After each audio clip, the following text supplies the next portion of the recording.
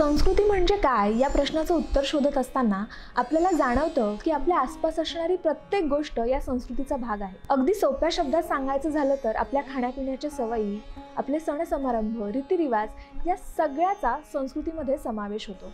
आणि अगदी याचंच रिप्रेझेंटेशन करतं कालनिर्णय. काळाची गरज ओळखत पंचांग या फॉर्मॅटला त्यांनी आपल्या भिंतींवर तर आणलंच, पण त्याचबरोबर त्याला सकस साहित्याची आणि उपयोजितेचीही जोड दिली. आज कालनिर्णय आपल्या सगळ्यांच्या घराचा, नॉस्टॅल्जियाचा आणि आयुष्याचा अविभाज्य भाग आहे. ह्या कालनिर्णयाची इतक्या इनोव्हेटिव्ह रूपात आपल्याला ओळख आणि सवय करून दिली त्या जयराज साळगावकरांशी आज आपण गप्पा मारणार आहोत. कालनिर्णयाचा सांस्कृतिक प्रवास याबद्दल तर आपण बोलूच, पण त्याचबरोबर त्यामागच्या थॉट प्रोसेसबद्दलही आपण जाणून घेणार आहोत. नमस्कार सर, संभाषण टॉक्समध्ये तुमचं खूप खूप स्वागत आणि तुमचे खूप खूप आभार की तुम्ही आमच्याशी गप्पा मारण्यासाठी आम्हाला परवानगी दिली. या इंटरव्ह्यूची सुरुवात करताना मला तुम्हाला सगळ्यात पहिला प्रश्न हाच विचारायचा आहे जो सगळ्यांना पडतो की यावर्षी कालनिर्णयाचा 52वा अंक येतोय. या सगळ्या प्रवासाकडे बघताना काय वाटतं? एक्साइटमेंट आहे मागे वळून बघताना. दिस इज नॉस्टॅल्जिया. रेलिश हा भूतकाळ आवडतो मला. भूतकाळच्या दुःखद आठवणी वगैरे माझे पण आहे, त्या सुखद आहेत, तर बरोबर आहे. Quite exciting. पुढे मला असं विचारायचं आहे की कुठलाही उद्योजक घडत असताना ते काही एका दिवसात घडत नाही किंवा एका रात्रीत घडत नाही. या सगळ्याची बीजं कुठेतरी बालपणात रोवलेली असतात. तर तुम्हाला तुमच्या या बालपणाच्या, तरुणपणातल्या प्रवासामध्ये काय इन्स्पायर करतं? मी सहमत आहे तुमच्याशी. कारण ते 8 वर्षांपर्यंत जे संस्कार किंवा काय असेल ते होतं ते आयुष्यभर माणसाच्या बरोबर राहतं. आणि ती 8 वर्षात मेंदू डेव्हलप करायला 8 वर्ष लागतात असं म्हणतात. तो जो काळ आहे तो खूप महत्वाचा. म्हणून आपल्याकडे ते संस्कारही केले जातात. ते त्याच 8 वर्षाचा मुलगा असताना त्याची मुलगा बनतो. Figure of age is very important. आणि त्यामुळे काही केलं तरी ते पुसले जात नाही संस्कार किंवा ज्या सवयी. आईने जे काय सांगितलेलं असतं की तू शनिवारी नको काढायची नाही, असं काही लॉजिक नाही त्याला. पण तू का घेणार मिट तुम्ही ठरवलं तरी उभाड घेणार. त्यामुळे इतर ज्या गोष्टी आहेत त्याचं काय संध्याकाळचा परवाचा असतो किंवा ते अध्यात्मिक, स्पिरिच्युअल, कल्चरल याचे एलिमेंट्स ऐकायचे ते सगळे आणि ते महत्वाचं असतं. आता आईला तुमच्या हे उद्देय कोणी सांगितलेलं नसतं. ते तिच्याकडे जसं आलं तसं ती पास करतो. त्याला आपण वारसा म्हणतो. आणि तुमचा वारसा किती श्रीमंत आहे किंवा पॉझिटिव्ह आहे त्याच्यावर तुमच्या आयुष्याच्या गोष्टी घडत असतात. तुमचं चारित्र्य घडत असतं, व्यक्तिमत्व घडत असतं. तुम्ही ठरवता हे करायचं किंवा हे नाही करायचं. ह्याचा निर्णय तिथे झालेला असतो.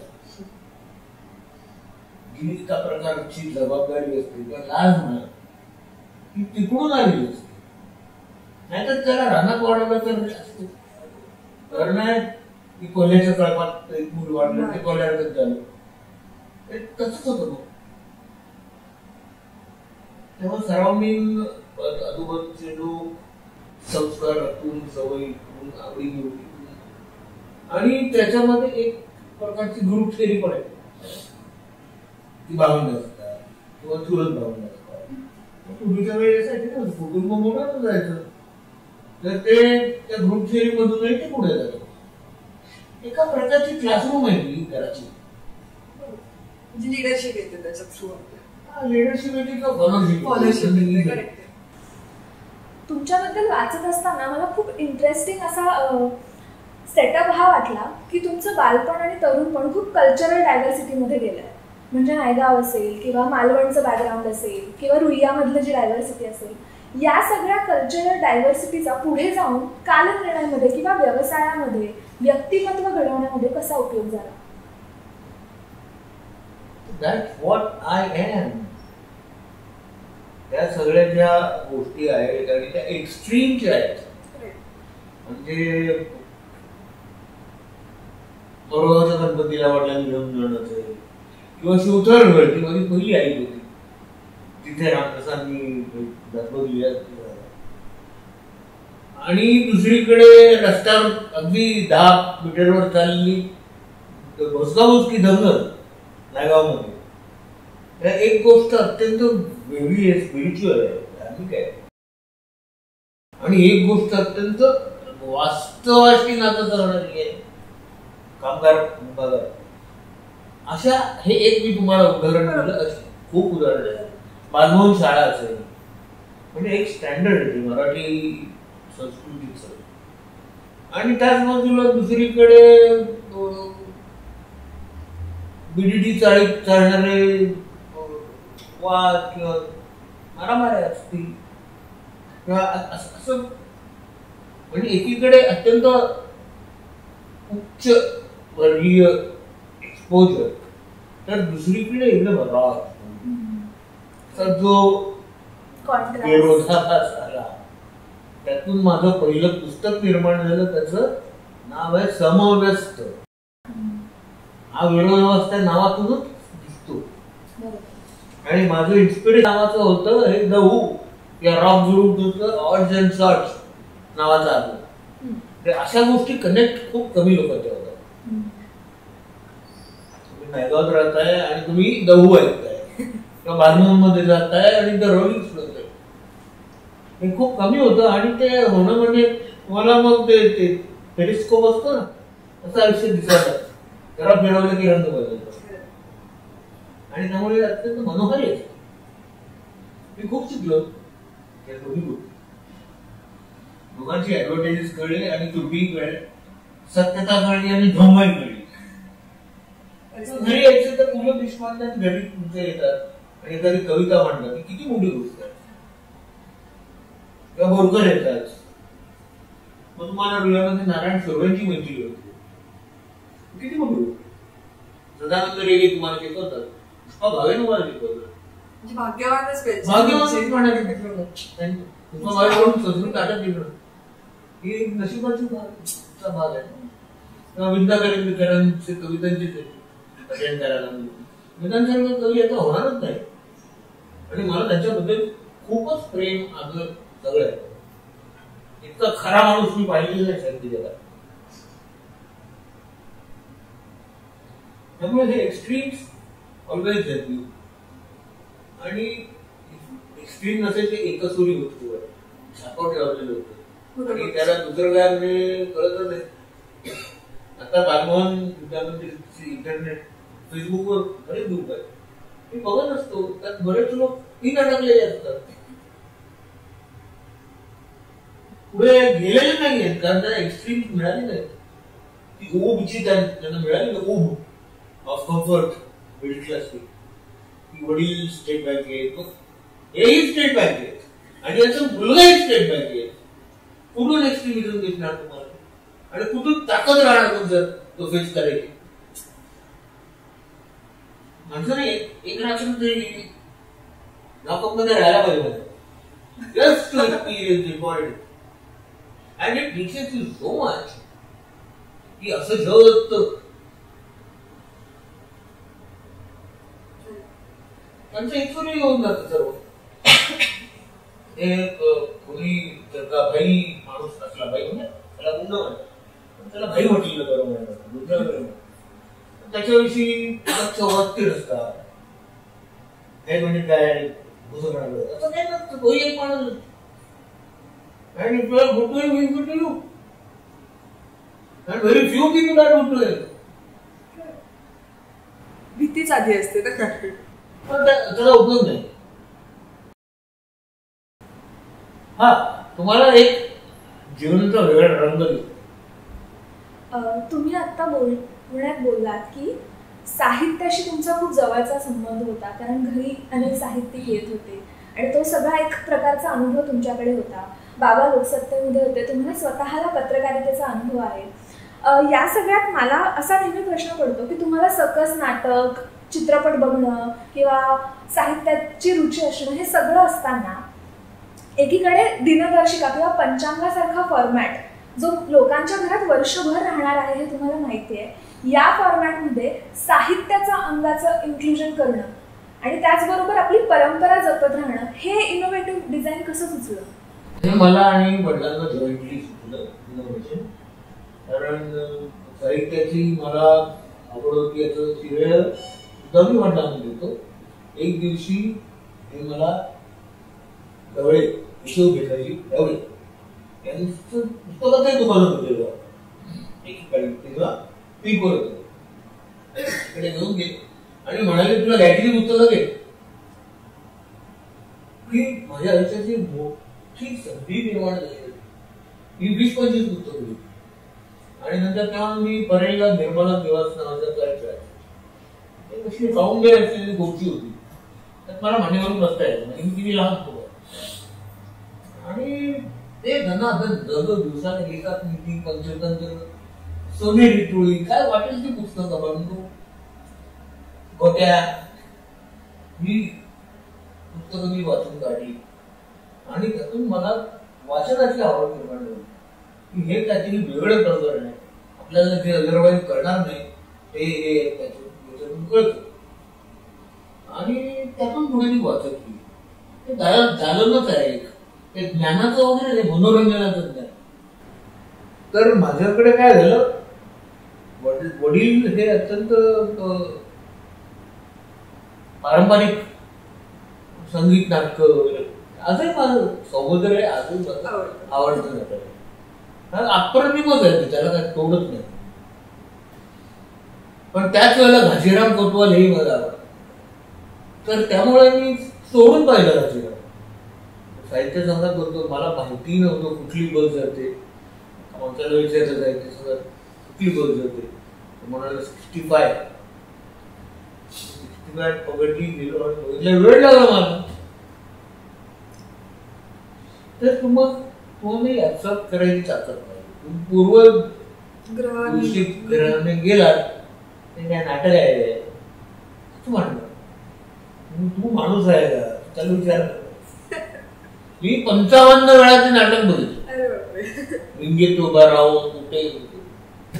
तुम्ही जे आता म्हणालात की अब्सॉर्ब करण्याची ताकद असायला हवी आणि मला वाटतं की त्यातूनच पुढे जाऊन कालनिर्णयामध्ये ते प्रेझेंट करण्याची ताकद सुद्धा तुमच्यात आली असावी. ते खरं की आपण साहित्याचा हा अंग कालनिर्णयामध्ये सुद्धा इन्क्लूड करायला हवं. या थॉट प्रोसेसची कुठेतरी सुरुवात इथे झाली होती का? असावी, या बंडखोरीतून झाली होती. कारण मी कालनिर्णयामध्ये बालचंद्र नेमाड्यांचा लेख टाकला आणि मला ऑफिस मधले वगैरे ते लोक ओरडतील होईल तो इफ आय एम कन्व्हिन्स्ड. काय बोंबवून राहिलेले लोक वाचत होते. आणि काय डाव्या विचाराचे किंवा बंडखोर लेखक कोताबल्ली असतील, कोताबल्ली लिहित, पण त्यांची प्रतिभा ही प्रचंड प्रतिभा होती. शरद पाटील असतील आणि तुम्हाला ती प्रतिभा त्यांना एक्सपोजर असल्याशिवाय तुम्हाला स्वतःच पुढे जाता येत नाही.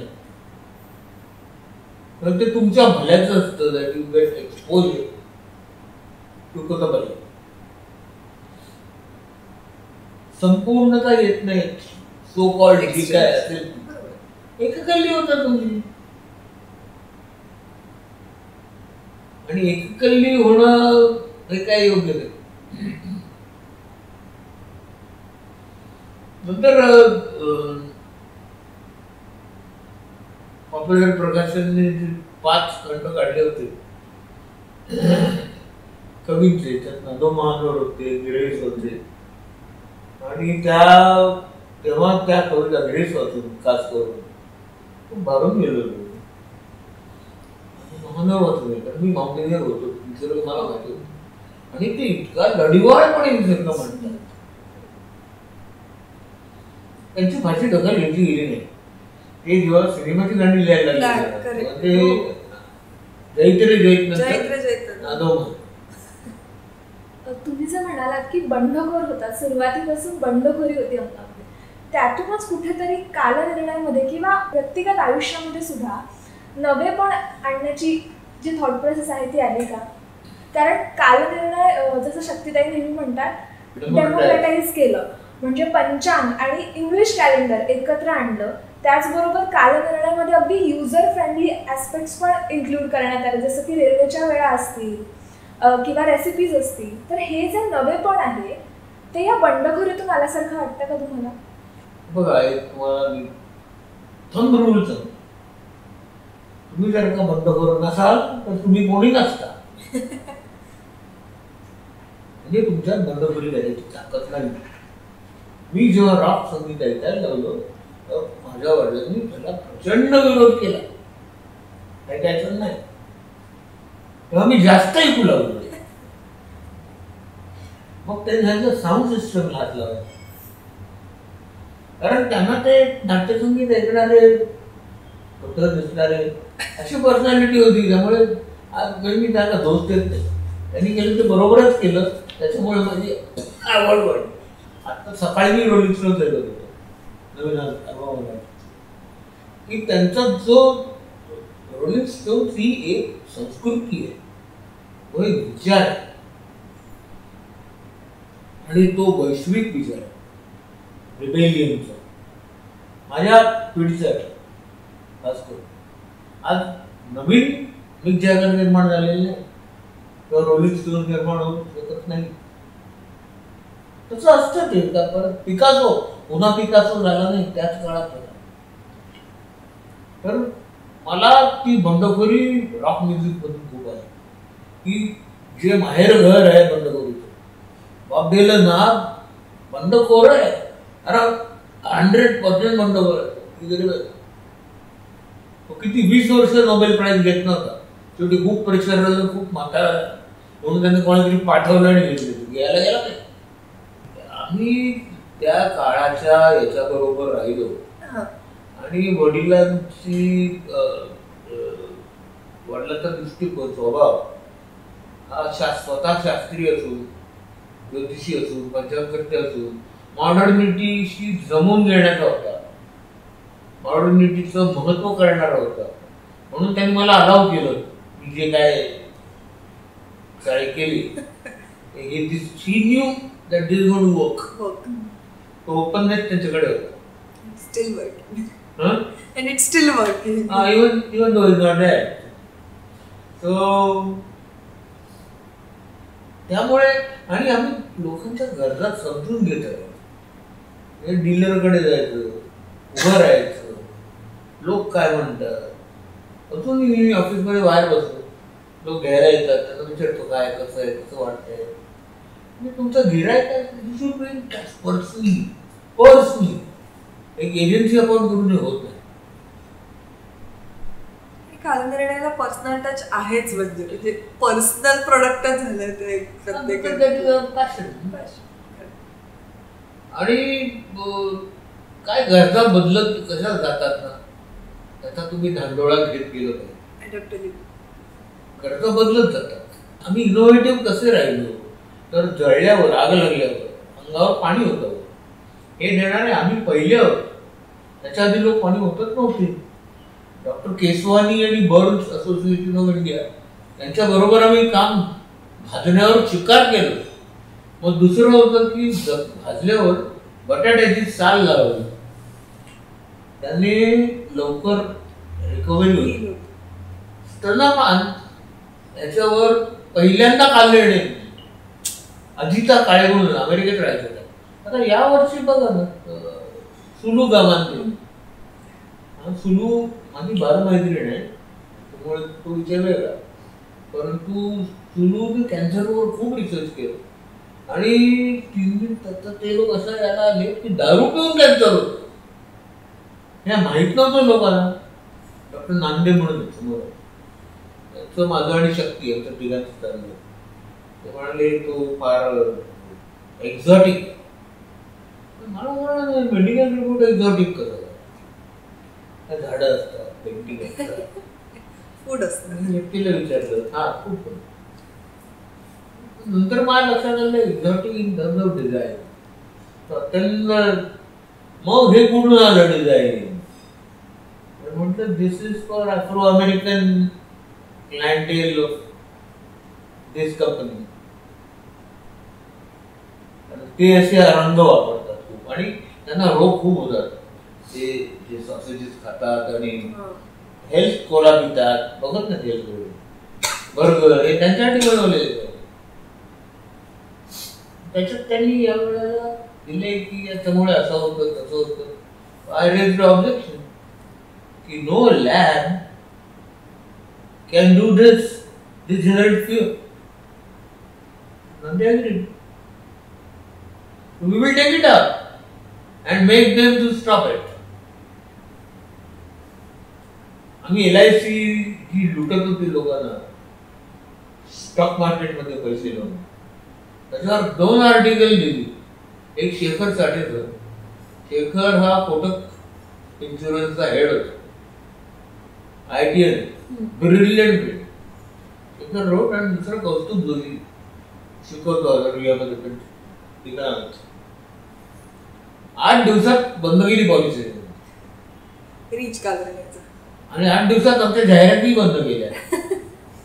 म्हटलं हरकत नाही, आम्हाला कमी लागतात तो जाहिरात, दुसरीकडे जाणं तुमच्याशी कॉम्प्रोमाइज करणार नाही.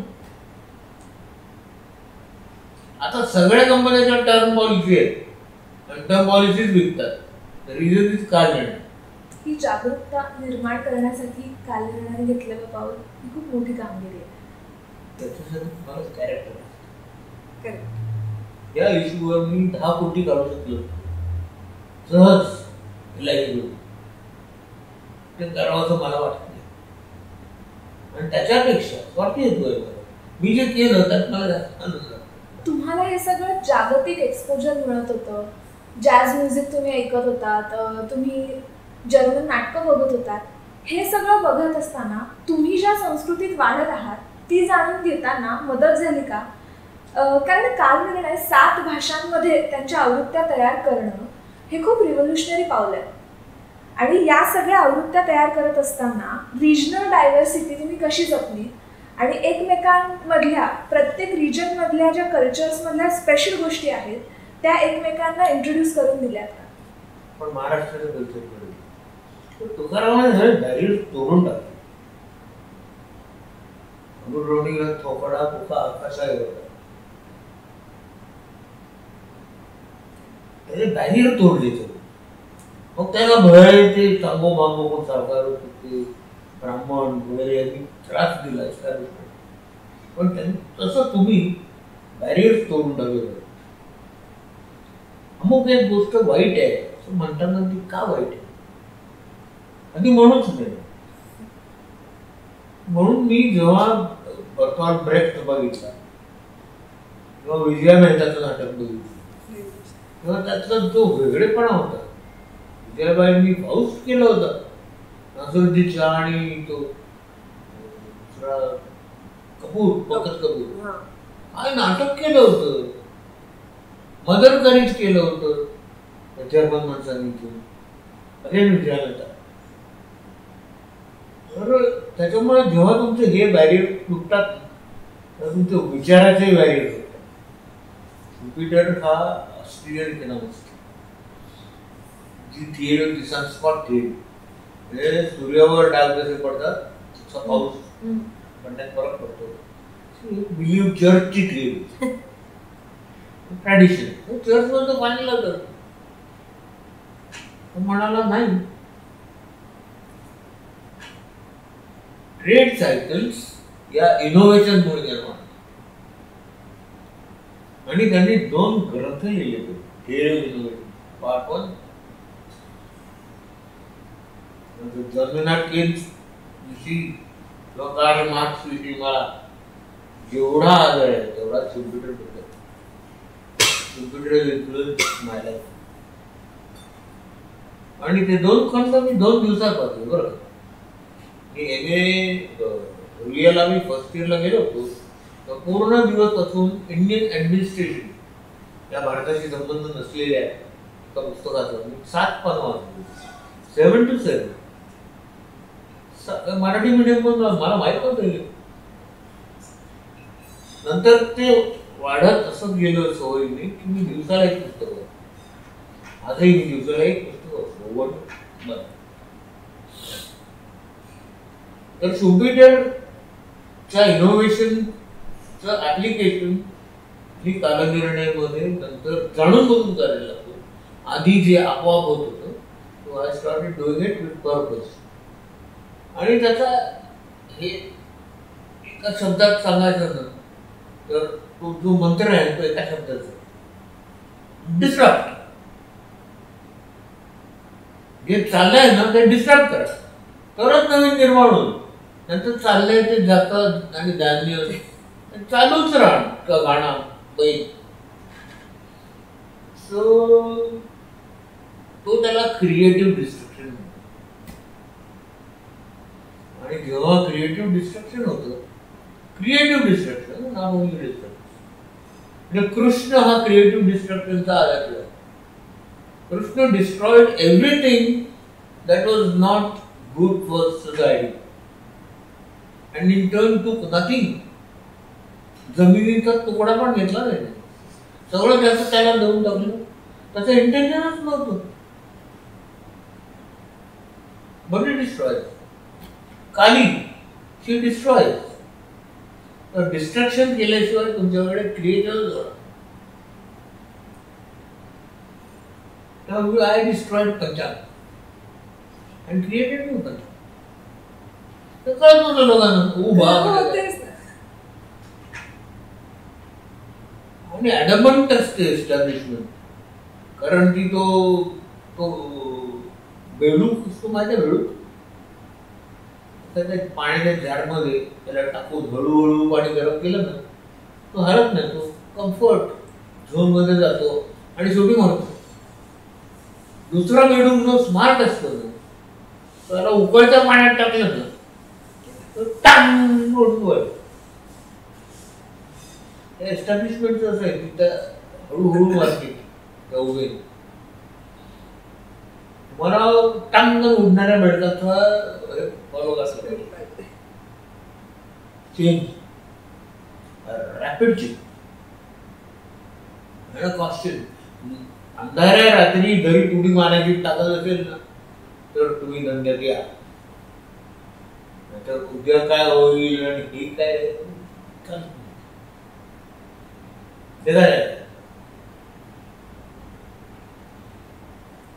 you need problems. If you don't have problems, what you will solve and what you will create?